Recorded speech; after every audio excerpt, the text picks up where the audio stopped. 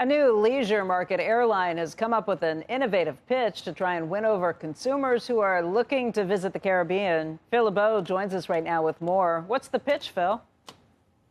Well, the pitch is that if you're going to be flying on AnguillAir, which is a subsidiary of BermudAir, which is just launching service, you might be able to have a little more elbow room when you're flying on one of the Embraer jets down to the island of Anguilla.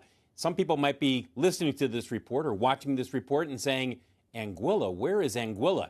It is a British territory. It's an island that is just to the east of Puerto Rico, and BermudAir is starting AnguillAir. And AnguillAir, which begins service this week, today actually out of Newark, direct from Boston, Baltimore, and Newark, will be flying Embraer planes with no middle seat. So you get a little more elbow room for a flight, and while that may not sound like a big deal, believe me, there are a number of people I talked with who have said, yeah, I would prefer if I didn't have to sit in a middle seat or next to somebody in a middle seat. And as I mentioned, flights from Newark start today. Is there a market for Anguilla? Here's the CEO of BermudAir.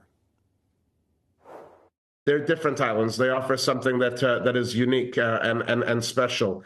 And so I think that very frankly, we're confident that we can get people on board and that we can show them what we're about as an airline, but also, of course, the islands they sell themselves.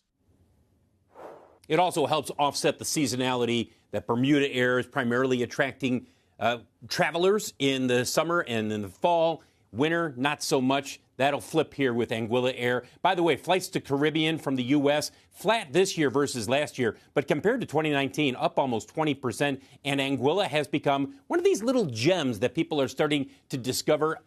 The number of people going there up 198% since 2019. Bottom line is this, guys.